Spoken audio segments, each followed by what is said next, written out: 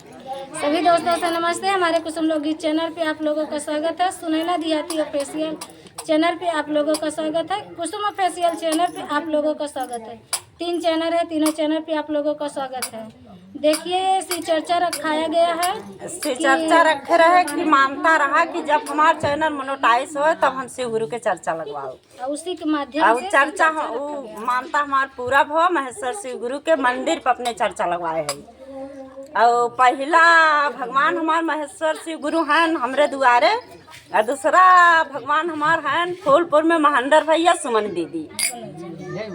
और उन्हीं पचे के माध्यम से आज चैनल उठा, आज चैनल मोनेटाइज भवा, उन्हीं पचे के से आगे बढ़े। आगे वाले वीडियो में कुछ बात बताने से पहले दोस्तों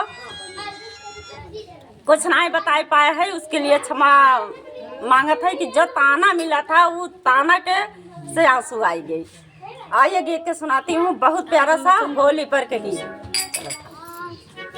शिव चर्चा में होली मनावा सखी, शिव चर्चा